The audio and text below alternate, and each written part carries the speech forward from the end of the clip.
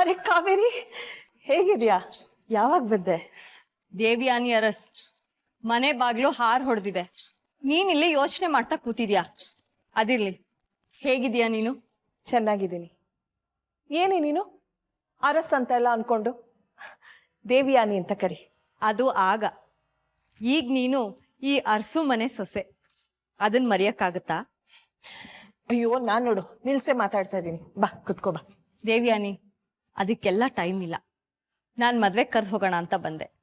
ಅರೆ, ಕಡೆಗೂ ನಿನ್ ಮಗನಿಗೆ ಹುಡುಗಿ ಹುಡುಕ್ಬಿಟ್ಟೆ ಅಂತಾಯ್ತು. ಮಗನು ಹುಡುಗಿ ಹುಡುಕಿಲ್ಲ ದೇವಿಯಾನಿ, ನನಗ್ ತಕ್ಕ ಸೊಸೆನ ಹುಡ್ಕೊಂಡಿದ್ದೀನಿ.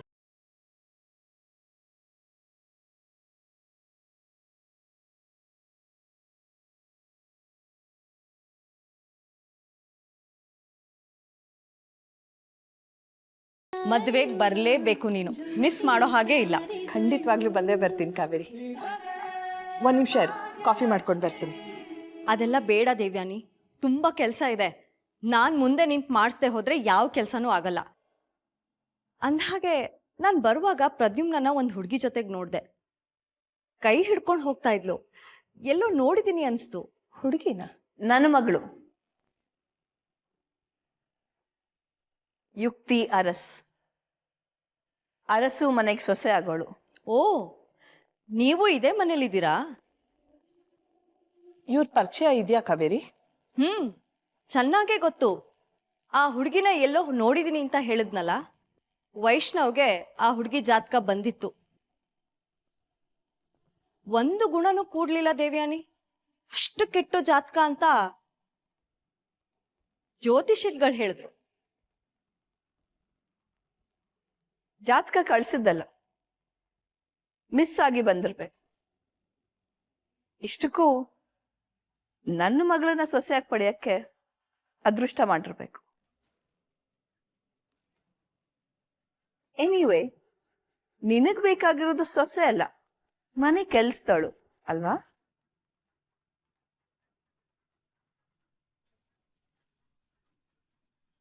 ಕೂತ್ ಮಾತಾಡೋದಕ್ಕೆ ಸಮಯ ಇಲ್ಲ ದೇವ್ಯಾನಿ, ಆಸಕ್ತಿನೂ ಇಲ್ಲ. ಮನೆ ಹುಷಾರು. ಬೇಡದೇ ಇರೋರ್ ಕೈಗೆ ಮನೆ ಬೀಗದ ಕೈನ ಕೊಟ್ರೆ ದರೋಡೆ ಆಗುತ್ತೆ. ನಾನು ಬರ್ತೀನಿ.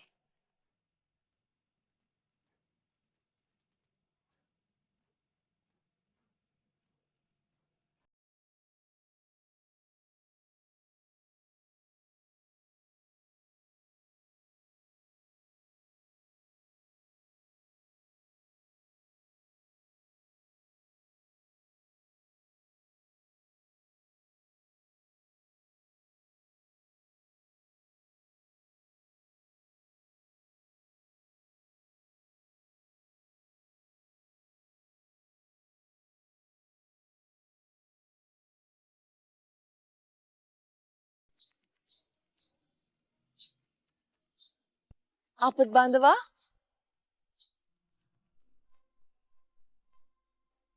ಬಾಲ್ ಆ ಕಡೆ ಇದೆ ಅಲ್ವಾ? ಏನಿದು ಗೋಲ? ನನಗೀಗ ಮೂಡಿಲ್ಲ ಅಮ್ರಪಾಲಿ, ಮಾತಾಡೋಕೆ ಇಷ್ಟ ಇಲ್ಲ.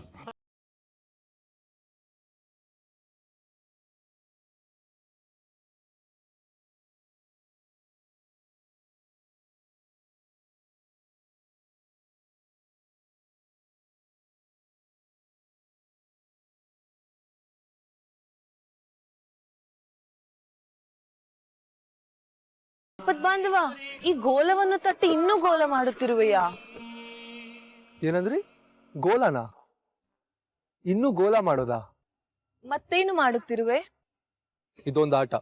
ನನ್ನ ಕೈಯಲ್ಲಿರೋ ಬಾಲ್ ಅಂದ್ರೆ ಈ ಗೋಲಾನ ಬುಟ್ಟಿ ಒಳಗೆ ಹಾಕ್ಬೇಕು. ಅಷ್ಟೇಯೇ? ಅಲ್ಲ ಆಪದ್ ಬಾಂಧವ, ಒಬ್ಬನೇ ಆಟ ಆಡಲಿಕ್ಕೆ ಬೇಸರವಾಗುವುದಿಲ್ಲವೇ? ಇದು ಒಬ್ಬರೇ ಆಡೋ ಆಟ ಅಲ್ಲ, 2 ಟೀಮ್ ಅಂದ್ರೆ 2 ತಂಡದಲ್ಲಿ ಆಡೋದು. ಈಗ ಒಂದೊಂದು ತಂಡದಲ್ಲಿ 6 ಜನ ಇರ್ತಾರೆ. ಮತ್ತೇಕೆ ನೀನೊಬ್ಬನೇ ಆಡುತ್ತಿರುವೆ?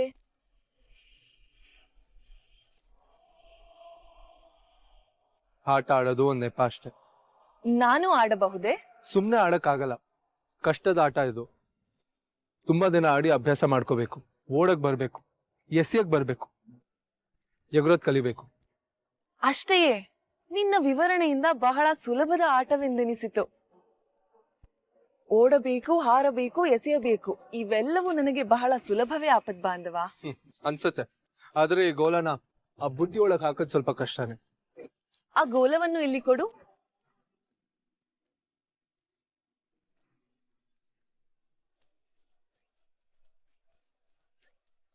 ಈ ಶತ್ರುದಿಂದ ಯಾರು ಬೇಕಾದ್ರೂ ಆಗ್ತಾರೆ. ಇಲ್ಲಿ ಬನ್ನಿ, ಇಲ್ಲಿಂದ ಹಾಕಿ ನೋಡೋಣ.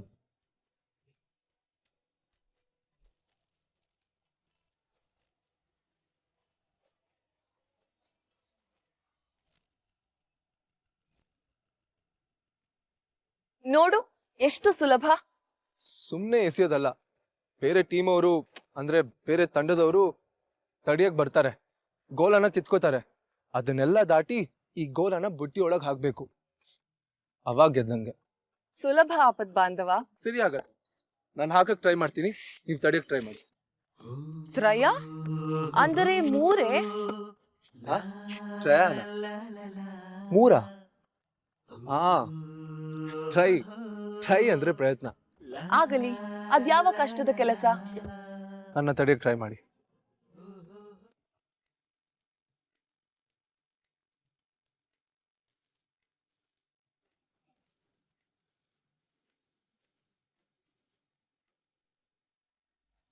ಪ್ರದ್ಯುಮ್ನ ಬಾಸ್ಕೆಟ್ಬಾಲ್ ಆಡೋದು ಮನ್ಸಿಗೆ ತುಂಬಾ ಬೇಜಾರಾದಾಗ ಇವತ್ತು ಫಸ್ಟ್ ಟೈಮ್ ಇಷ್ಟೊಂದು ಖುಷಿಯಾಗಿ ಆಡ್ತಾ ಇದ್ದಾನೆ.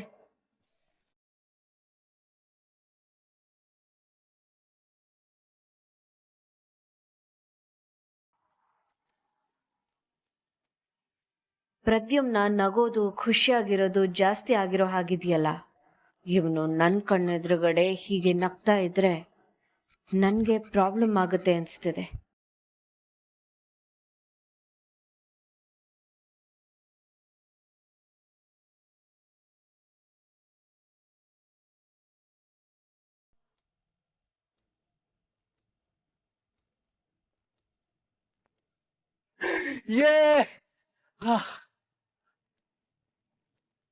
ಯಾರೋ 2 ನಿಮಿಷದಿಂದ ಈ ಆಟ ತುಂಬಾ ಸುಲಭ ಅಂತಿದ್ರು. ತುಂಬಾ ಸುಲಭ ಆಗಿದ್ರೆ ನಾನ್ಯಾಕೆ ಗೆಲ್ತಿದ್ದೆ, ನೀವ್ಯಾಕೆ ಸೋಲ್ತಿದ್ರಿ?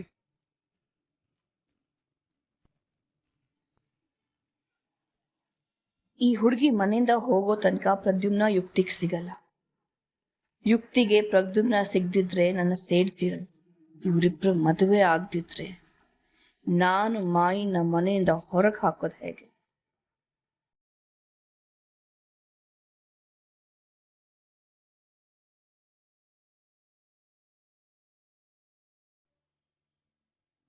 ನಿನಗೆ ನೋವಾದ್ರೆ ನನಗೆ ನೋವಾಗಲ್ಲ ಅನ್ಕೊಂಡಿದ್ಯಾ ದೇವು? ನೋವು ಕೊಡೋದ್ ಯಾಕೆ, ಕಣ್ಣೀರೋರ್ಸೋದ್ ಯಾಕೆ? ತುಂಬಾ ಪ್ರಯತ್ನ ಪಟ್ಟೆ ದೇವು. ಅವನನ್ನ ನನ್ನ ಮಗ ಅನ್ಕೋಬೇಕು ಅಂತ ತುಂಬಾ ಪ್ರಯತ್ನ ಪಟ್ಟೆ. ಅವನ ಮೇಲೆ ಪ್ರೀತಿ ಇದೆ ಅಂತ ಅಲ್ಲ, ನಿನಗೆ ನೋವಾಗುತ್ತೆ ಅಂತ, ನಿನ್ನ ಸಂತೋಷದಲ್ಲೇ ನನ್ನ ಸಂತೋಷ ಸಿಗುತ್ತೆ ಅಂತ. ಆದ್ರೆ ನನ್ನ ಕೈಲಿ ಆಗ್ತಾ ಇಲ್ಲ. ಯಾಕ್ರಿ ಆಗಲ್ಲ? ಯಾಕೆ ಅಂದ್ರೆ ಇವನು ನಗ್ನಗ್ತಾ ಮನೇಲಿ ಓಡಾಡ್ದಾಗ್ಲೆಲ್ಲ, ಎಲ್ರು ಇವನನ್ನ ಮುದ್ದು ಮಾಡ್ದಾಗ್ಲೆಲ್ಲ, ಮಾಯಿ ನೀನೇ ವಾರಸ್ದಾರ ಅಂದಾಗ್ಲೆಲ್ಲ ಪ್ರಪಂಚನೇ ನೋಡಸತ್ತ ನನ್ನ ಮಗ ನೆನಪಾಗ್ತಾನೆ ದೇವು. ಅವನು ಹೋದ ಅಂತಾನೆ ಇವನನ್ನ ದೇವ್ರ ನಮ್ಮ ಹತ್ರ ಕಳಿಸ್ತಾರೆ. ಹಾಗಂತ ನೀನ್ ಅನ್ಕೊಂಡಿದ್ಯಾ ದೇವ್ಯಾನಿ?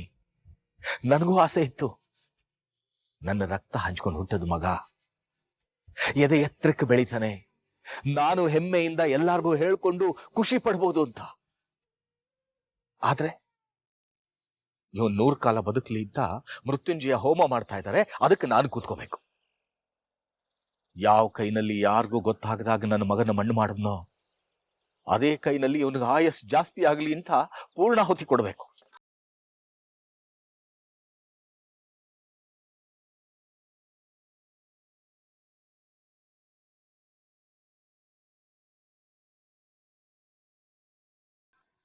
ನೀವಿಷ್ಟೊಂದು ಸಂಕಟ ಅನುಭವಿಸ್ತಾ ಇದ್ದೀರಾ ಅಂತ ನಂಗೆ ಗೊತ್ತಿರ್ಲಿಲ್ಲ ರೀ. ಸಾರಿ. ಸಾರಿ ಕೇಳಬೇಡ ದೇವು, ನಾನಿನ್ನೂ ಚಿಕ್ಕವನಾಗೋ ನಿಮಗಷ್ಟು ಕಷ್ಟ ಆದರೆ ಕುತ್ಕೋಬೇಡಿ ಪೂಜೆಗೆ. ನಾನು ಮಾಯಿ ಹತ್ರ ಮಾತಾಡ್ತೀನಿ.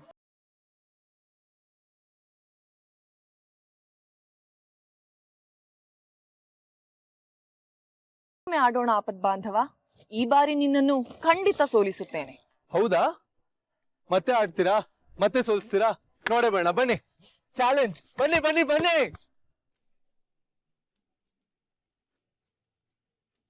ಪ್ರದ್ಯುಮ್ನಂಗೆ ಇಷ್ಟು ಖುಷಿಯಾಗಿರೋ ಹಕ್ಕೇ ಇಲ್ಲ. ಮೊದಲು ಇದರ ಬಗ್ಗೆ ಏನಾದ್ರೂ ಮಾಡಲೇಬೇಕು.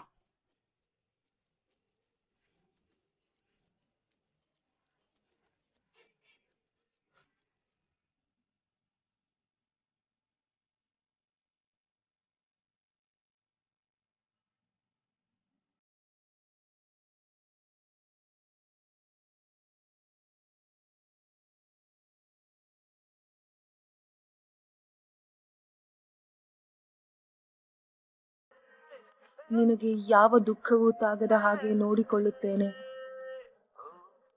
ಯಾವುದೋ ಬೇರೆಯ ಲೋಕದಲ್ಲಿ ಅನಾಥವಾಗಿ ಬಿದ್ದವಳನ್ನ ಕೈ ಹಿಡಿದು ಎತ್ತಿ ಮನೆಗೆ ಕರೆತಂದವನು ನೀನು. ನೀನು ಖುಷಿಯಾಗಿರಬೇಕು. ಅದು ಈ ಆಮ್ರಪಾಲಿಯ ಜವಾಬ್ದಾರಿ.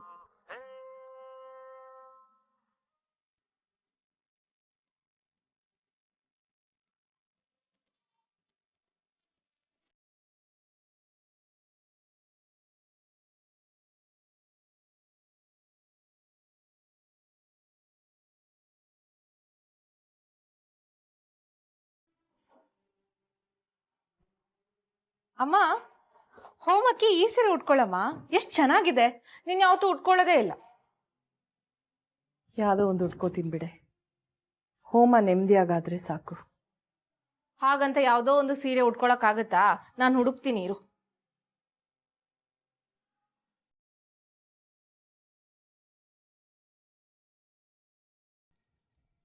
ಅಮ್ಮ, ನಿನ್ಗೊಂದು ವಿಷಯ ಹೇಳ. ಆ ಯುಕ್ತಿಗೂ ಅಣ್ಣಂಗೂ ಮ್ಯಾಚೇ ಆಗಲ್ಲ. ಅಣ್ಣ ಈಸ್ಟ್ ಅಂದ್ರೆ ಅವಳು ವೆಸ್ಟ್ ಅಂತಾಳೆ. ಎಷ್ಟು ಕೊಪ್ಪು ತೋರಿಸ್ತಾಳೆ ಗೊತ್ತಾ?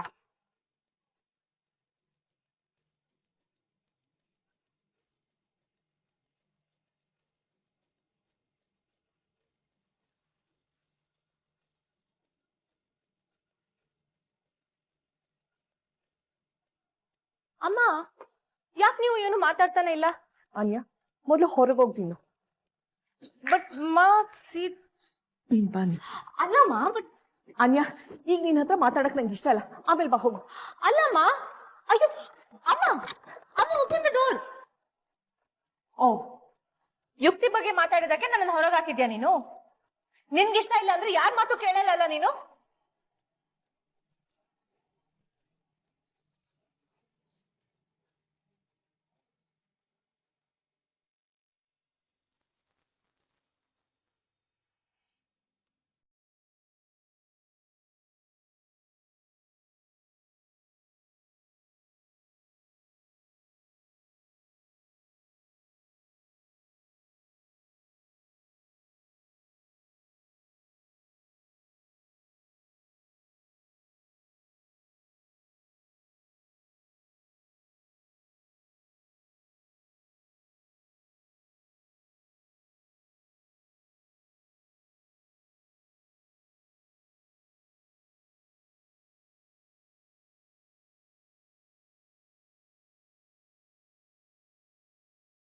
ಮನೇಲಿ ಬೇರೆ ಇಷ್ಟೊಂದು ಹಬ್ಬ ಆಗ್ತಾ ಇದೆ. ಮುಂದೆ ಏನಾಗುತ್ತೋ ಏನೋ.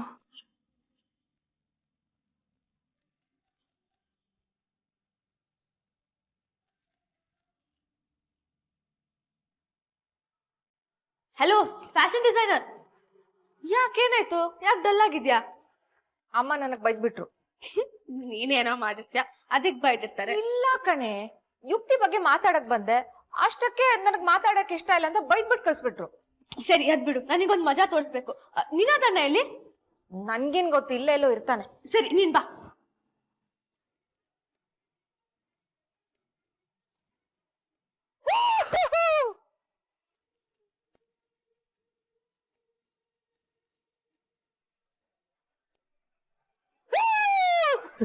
ನೀನು ಏನೋ ಮೋಸ ಮಾಡುತ್ತಿದ್ದೀಯ ಆಪದ್ ಬಾಂಧವ.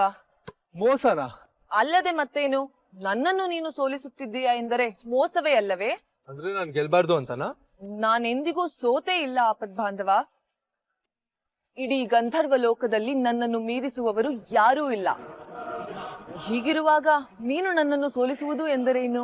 ಆಯ್ತು, ನಿಮ್ ಗಂಧರ್ವ ಲೋಕದಲ್ಲಿ ನಿಮ್ಮನ್ನ ಸೋಲ್ಸೋರು ಯಾರು ಇಲ್ಲ ಅಂತಾನೆ ಅನ್ಕೊಳ್ಳಿ. ಆದ್ರೆ ಇದು ಭೂಲೋಕ. ಇಲ್ಲಿ ನಿಮ್ಮನ್ನ ಸೋಲ್ಸಕ್ಕೆ ನಾನಿದ್ದೀನಿ.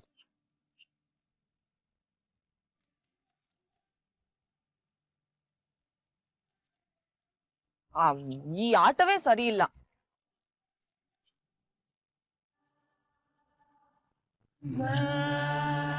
ಹೋಗ್ಲಿ ಬಿಡಿ, ಮೊದಲನೇ ಸಲ ಅಲ್ವಾ?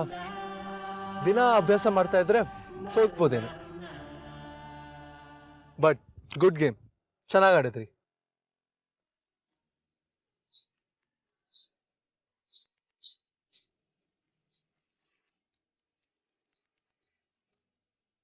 Shake shake.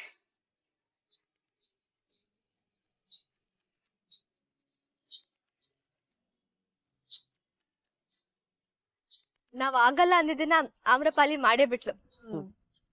ಇವರು ಒಂಥರ ವಿಚಿತ್ರ ಅಲ್ವಾ? ಒಂದೊಂದ್ಸಲ ಏನೇನೋ ಮಾತಾಡ್ತಾ ಇರ್ತಾರೆ, ಅರ್ಥನೇ ಆಗಲ್ಲ. ಆದ್ರೆ ಮನ್ಸು ತುಂಬಾ ಒಳ್ಳೇದು. ಪಾಪ ಆಕ್ಸಿಡೆಂಟ್ ಆಗೋಕ್ಕಿಂತ ಮುಂಚೆ ಚೆನ್ನಾಗೇ ಇದ್ರು ಅನ್ಸುತ್ತೆ. ಇವಾಗ ಗಂಧರ್ವ ಕನ್ಯೆ ಅಂತೆಲ್ಲ ನಂಬಿಟ್ಟಿದ್ದಾರೆ. ನಂಬಿರೋದಲ್ಲ, ಅವಳು ಗಂಧರ್ವ ಕನ್ಯೆನೆ. ಸುಮ್ನೆ ಬೊಗ್ಳೆ ಬಿಡ್ಬೇಡ ಬೃಂದ. ಬೊಗ್ಲೆ ಅಲ್ಲ ಅನ್ಯ. ನೋಡಲ್ಲಿ ಅಣ್ಣ ಎಷ್ಟು ಖುಷಿಯಾಗಿದ್ದಾನೆ. ಇದನ್ ಮನುಷ್ಯ ಕೈಲಿ ಮಾಡಕ್ ಆಗ್ತಾ ಇರ್ತಾ ಹೇಳು? ಅದಕ್ಕೆ ಹೇಳಿದ್ದು ಆಮ್ರಪಾಲಿ ಗಂಧರ್ವ ಕನ್ಯೆ ಅಂತ.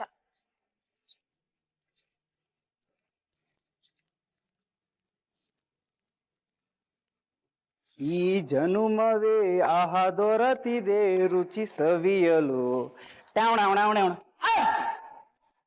ಏ ಇಡಿಯಟ್, ಯಾಕೋ ಕಿರಿಸಿದೆ? ಅದು ನಾನು ಹಾಡ್ತಾ ಇದ್ನಾ, ತಿರ್ಗದ್ನಾ, ನಿಮ್ಮ ನೋಡಿದ್ನಾ? ಅಯ್ಯಪ್ಪ. ಅಂದ್ರೆ ನಾನ್ ಭಯಾನಕವಾಗಿದ್ದೀನಾ? You fool. ಸಾರಿ ಅಕ್ಕ. ಅಕ್ಕನಾ?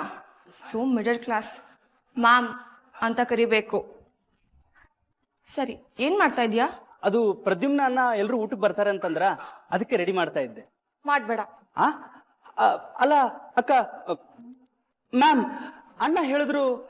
ನಿಮ್ಮ ಅಣ್ಣಂಗೆ ನಾನು ಹೇಳ್ತೀನಿ, ಎಲ್ರಿಗೂ ಊಟ ತರಿಸಿದ್ದೀನಿ, ಹೊರಗಡೆ ಹೋಗಿ ತಗೊಂಡ್ ಬಾ. ಹೋಗೋ. ಆಯ್ತು ಮ್ಯಾಮ್. ಅಕ್ಕ ಮ್ಯಾಮ್, ಅಕ್ಕ ಮ್ಯಾಮ್. ಗೋಪು, ಎಲ್ಲೋಗ್ತಿದ್ಯಾ? ಅಣ್ಣ, ಅಕ್ಕ ಮ್ಯಾಮ್, ಅಕ್ಕ ಮ್ಯಾಮ್. ಅಯ್ಯೋ ಗೋ. ಯುಕ್ತಿ, ನೀನೇನ್ ಮಾಡ್ತಿದ್ಯಾ ಅಲ್ಲಿ?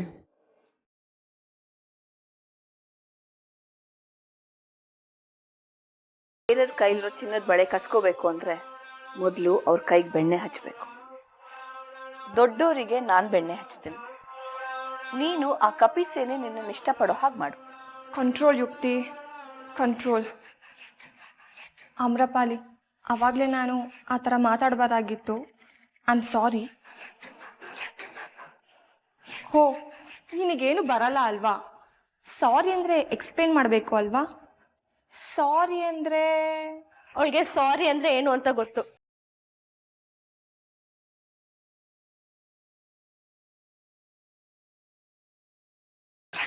ಓಕೆ ಆಮ್ರಪಾಲಿ, ಸಾರಿ.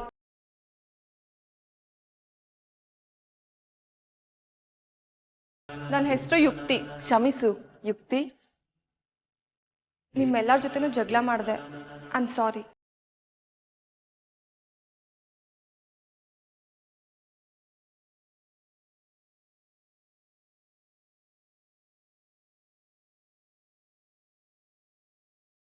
ಯುಕ್ತಿ ಸಾರಿ ಕೇಳ್ತಾ ಇದ್ದಾಳೆ. ಆನ್ಯ, ನಿನಾದ್, ಬೃಂದಾ,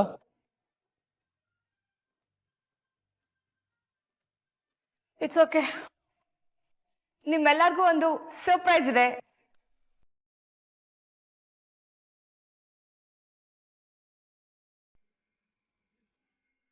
ಸರ್ಪ್ರೈಸಾ? ಏನದು ಯುಕ್ತಿ? 2 ನಿಮಿಷ ಗೊತ್ತಾಗತ್ತೆ.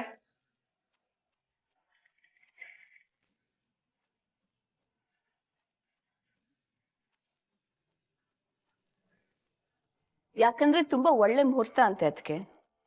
ಮುಂದೇನೂ ಒಳ್ಳೆ ಮುಹೂರ್ತ ಬರುತ್ತೆ. 6 ತಿಂಗಳು ಕಾಯ್ಬೇಕಷ್ಟೆ. ಇವರಿಬ್ರು ನಕ್ಷತ್ರಕ್ಕೆ ಇಷ್ಟೊಳ್ಳೆ ಮುಹೂರ್ತ ಬರೋಕ್ಕೆ ಇನ್ನು 2 ವರ್ಷ ಕಾಯ್ಬೇಕಂತೆ. ಈ ಮುಹೂರ್ತ ತುಂಬಾ ಶ್ರೇಷ್ಠ ಅಂತೆ. ಮದ್ವೆ ಅಲ್ದಿದ್ರು ನಿಶ್ಚಿತಾರ್ಥ ಆದ್ರೂ ಮಾಡಿಸಿ ಅಂತ ಹೇಳಿದ್ರು ಸೋಮ್ಯಾಜಿಗಳು. ಅವ್ರು ಅಂದಿದ್ ಸರಿ, ಆದ್ರೆ ಮಾಯಿ ಏನಂದ್ರು ಅಂತ ಗೊತ್ತಲ್ವಾ? 6 ತಿಂಗಳು ನಿಶ್ಚಿತಾರ್ಥದ ಬಗ್ಗೆ ಮಾತಾಡೋ ಹಾಗಿಲ್ಲ ಅಂದ್ರು. ಅದಕ್ಕೆ ಎಲ್ರೂ ಒಪ್ಕೊಂಡಿದೀವಿ ಕೂಡ. ಪ್ರದ್ಯುಮ್ನ ಯುಕ್ತಿಗೆ ಸ್ವಲ್ಪ ಟೈಮ್ ಕೊಡೋಣ. ಅವ್ರಿಬ್ರಿಗೂ ಒಪ್ಪಿಗೆ ಇದೆ ಅಂದ್ರೆ ಆಮೇಲೆ ಮದ್ವೆ ಮಾಡೋಣ. ಈ ಮದ್ವೆ ನಡೆಯುತ್ತೆ ಅಂತ ಮಾತು ಕೊಟ್ಟಿದ್ದೀರಾ ಅದಕ್ಕೆ? ನಾನ್ ಮದ್ವೆ ಬೇಡ ಅಂತಿಲ್ಲ ಈಶ್ವರಿ. 6 ತಿಂಗಳು ಮುಗಿಲಿ, ಆಮೇಲೆ ಮಾತಾಡೋಣ.